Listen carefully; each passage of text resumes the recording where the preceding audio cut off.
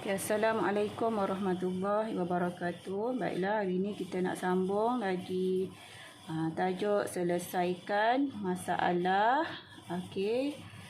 Dalam buku aktiviti kamu muka surat 73. Okey. Biasalah kalau kamu nak selesaikan masalah, apa yang pertama kamu kena buat,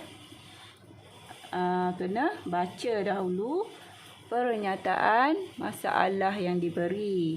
Okey, kemudian yang kedua kamu kena pastikan apa maklumat yang diberi. Lepas tu kena tahulah apa yang kamu kena cari. Soalan tu nak kamu selesaikan apa. Kemudian sebelum kamu nak kira mesti tahu apa ayat matematik yang sesuai dengan maklumat yang kamu dah dapat tadi. Okey, lepas dah bina ayat matematik, kamu kena tunjukkan pengiraan.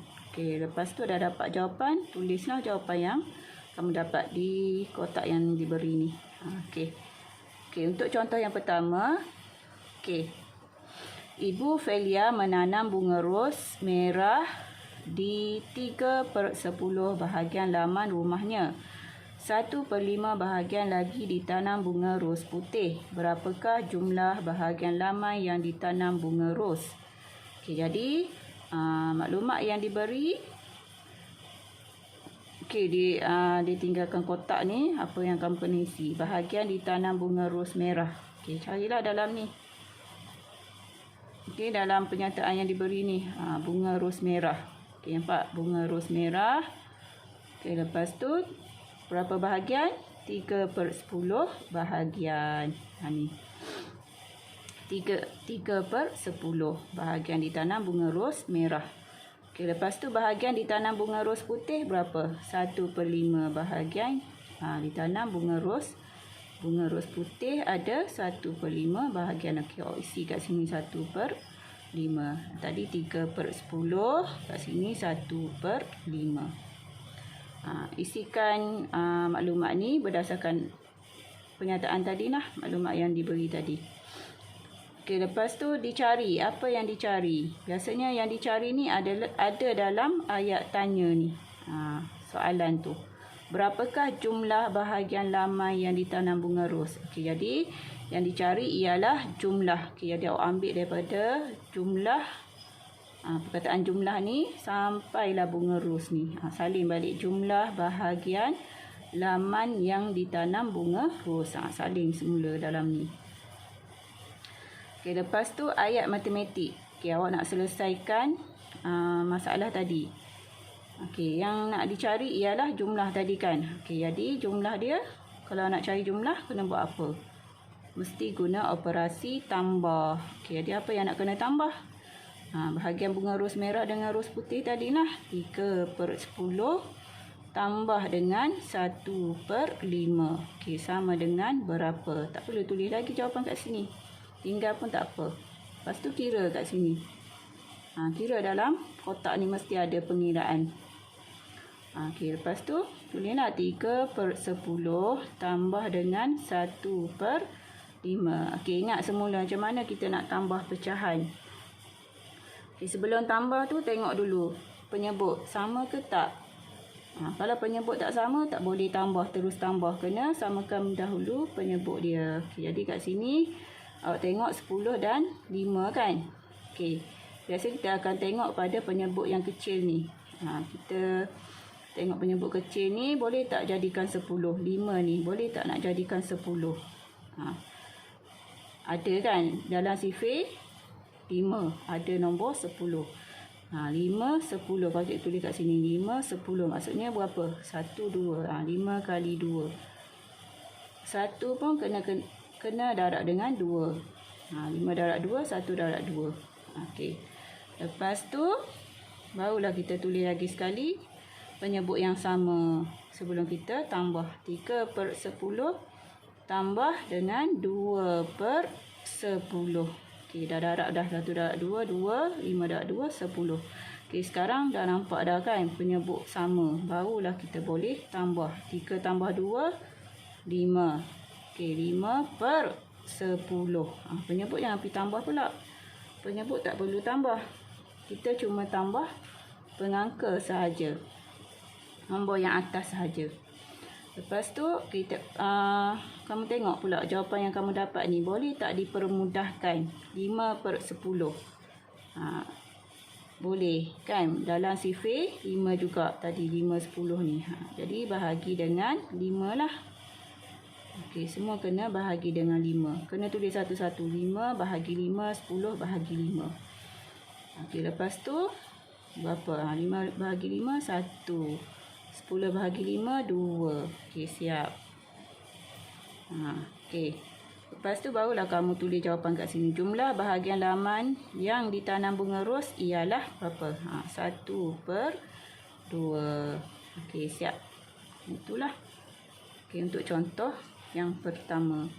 Okey, contoh yang kedua. Okey, cuba tengok dululah. Okey, jadual menunjukkan jarak larian Nadim dalam sesi latihan. Berapakah jumlah jarak larian pada hari Isnin dan Selasa? Okey, ni dalam jadual ni diberi jarak larian Nadim kan untuk hari Isnin dan Selasa. Okey, hari Isnin 0.52 km. Hari Selasa 0.46 km. Jadi yang diberi jarak larian hari Isnin berapa? Isi. Jarak larian hari Selasa berapa? Okey, dicari. Tadi cikgu cakap dah, kalau dicari ni mesti tengok kepada soalan.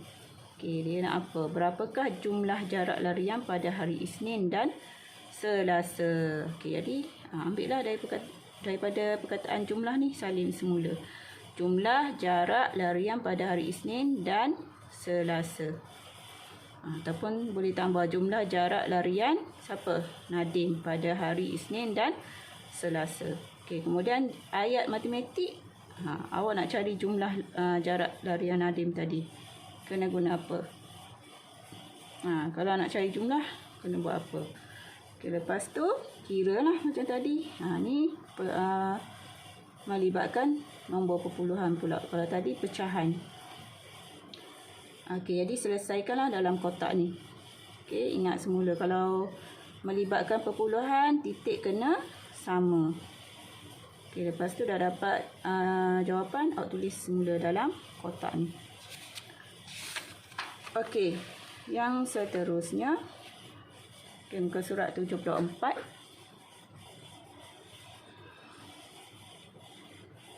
Okey.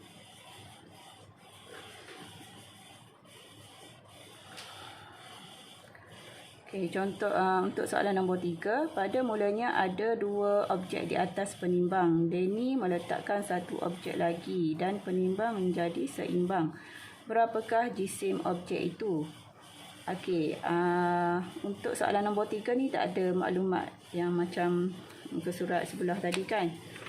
Yang ni tadi dia ada, kamu kena isi-isi ni. Diberi, dicari. Yang ni tak ada, kamu kena selesaikan teruslah dalam kotak ni. Tapi awak kena tahu jugalah apa yang yang kamu kena buat. Untuk cari berapa jisim objek yang satu lagi ni. Diberi 2 objek ni kan. Dan dia kata, okey, yang ni katalah ni objek A dan ni objek B. Bila diletak objek B ni, okey, mana tadi? Okey, dia kata Denny meletakkan 1 objek lagi dan penimbang menjadi seimbang. Okey, maksudnya yang objek B ni, okey, nampak ada 2, B dan C. B dan C. Pada mulanya, okey, cikgu ulang balik. Pada mulanya ada 2 objek di atas penimbang. Okey, Denny meletakkan 1 objek lagi dan penimbang menjadi seimbang. Berapakah jisim objek itu? Okay, maksudnya 3 lah. Mula dia letak objek A dan objek katalah B lah kat sini. Silap. Okey, ini B, kat sini C. Dia letak B dulu kan kat bawah. Okey. Jadi dia letak objek A dan B mula tu tak seimbang. Lepas tu dia yang A ni jisim dia 0.75 kg. Yang B 0.16 kg. Masa dia letak A dan B ni tak seimbang lah. Sebab satu berat, satu ringan kan. Kemudian dia pun letak lagi satu objek C besar sikit ni. Kotak yang besar ni. Berapa yang dia tambah ni?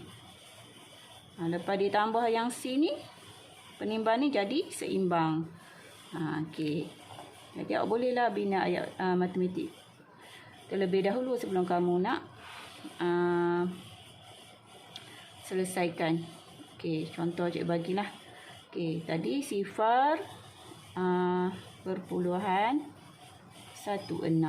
kilogram. Unit kena ada. Kilogram.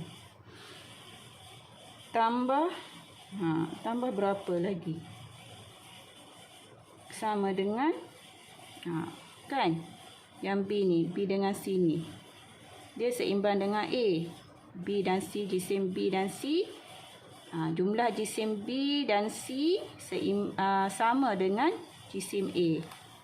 Ni 0.75 kilogram. kg kena ada. Okey, ada awak selesaikanlah. Ni cikgu dah bagi dah contoh ni. Okey, ayat matematik. Jadi pengiraan terpulanglah kamu nak guna tambah ke, nak tolak pun boleh kan. Okey, nanti tunjukkan pengiraan kamu. Macam mana nak dapatkan jisim objek C ni. Okey. Untuk nombor 4, ada 3/4 kuih kasbi di dalam loyang. Kakak Anding ambil 1/2 bahagian kuih itu. Berapakah bahagian kuih yang tinggal di dalam loyang? Okey, jadi kalau soalan ni ditanya apa? Berapakah bahagian kuih yang tinggal? Yang tinggal. Biasa kalau ada perkataan tinggal ni, kita nak cari baki kan? Biasa guna apa? Ayat apa? Kita guna operasi tolak lah. Mula-mula dinyatakan kuih kasbi tu. Mula-mula ada 3/4. Lepas tu kakak dia ambil 1/2. Lepas tu kiralah berapa lagi yang tinggal. Jadi awak kena guna operasi apa? Tolak kan. So tolaklah 3/4 tolak dengan 1/2.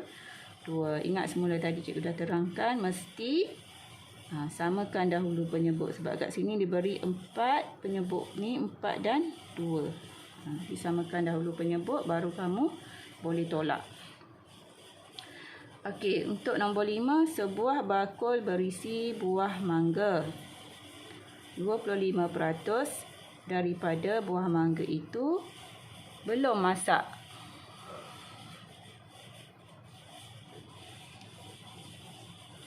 Nyatakan peratus tersebut dalam perpuluhan. Okey. So sebelum kamu, kalau kamu dah mahir dah, kamu terus boleh tulislah kat sini berapa. Sebelum tu tulislah dulu 25%. Biasa kamu akan nak senang kamu nyatakan dahulu dalam pecahan. Berapa? Dalam pecahan per 100. Berapa per 100 kan? Tulis. Lepas tu nyatakanlah dalam perpuluhan. Jadi nak dalam perpuluhan. Okey, lepas tulis dalam kotak ni dapat berapa. Okey, itu sahaja untuk penyelesaian masalah. Okey, cikgu teruskan sikit untuk muka surat 75. Sebab nak habiskan tajuk ni. Okey, tajuk pecahan, perpuluhan dan peratus. Okey, yang ni untuk uji diri sahajalah. Okey. Arahan dia nak kamu warnakan petak-petak untuk mencipta satu corak. Gunakan 3 warna yang berlainan. Ingat ada, dia nak kamu guna 3 warna yang berlainan. Kemudian tulis peratus, pecahan dan perpuluhan bagi setiap warna yang digunakan. Okay, jadi kat sini dia beri petak 100. Okay, ni petak 100. Kalau tak tak confirm juga awak kira lah kan. Ada 100 kotak kat sini. Ada 100 petak kat sini. Ni ada 10. Kat sini ada 10. Jadi 10 kat 10, 100 lah. Ni petak 100. Okey, jadi awak bebas lah nak buat corak apa. Awak reka sendiri corak apa. Mesti guna 3 warna. Lepas tu awak nyatakan warna apa. Katalah warna merah. Merah, biru, kuning.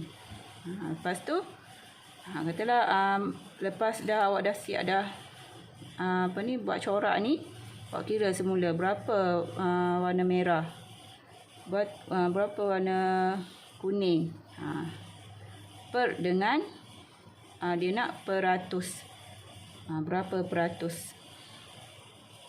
Kat sini mesti ada lah simbol peratus. Berapa peratus awak dapat.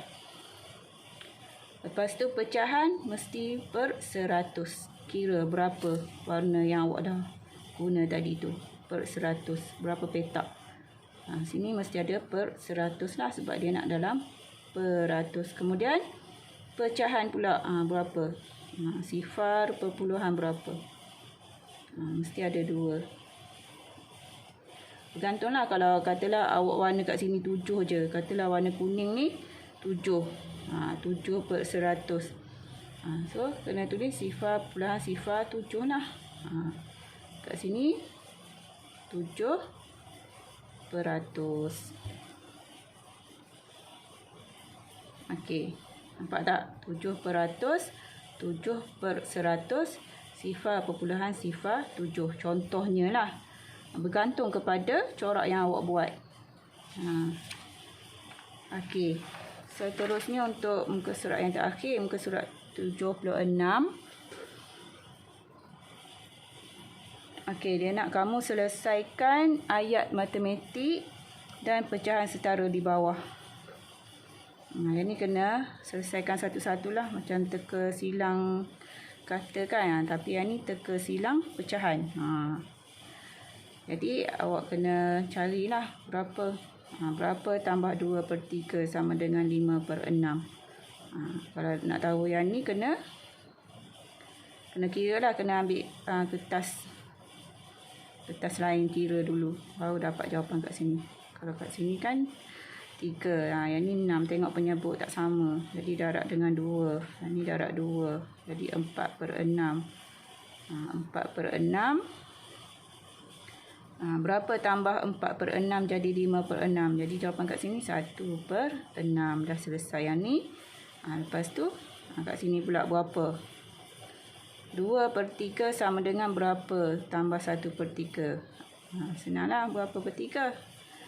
2 per 3. Kira sendirilah. Nanti awak lengkapkan macam biasa. Okey, itu sahaja untuk hari ini. Okey. Dah siap, nanti boleh hantar buku untuk cikgu semak. Okey. Okey, selamat belajar. Tak faham nanti boleh tanya cikgu. Okey, itu sahaja untuk hari ini. Sekian, terima kasih. Assalamualaikum.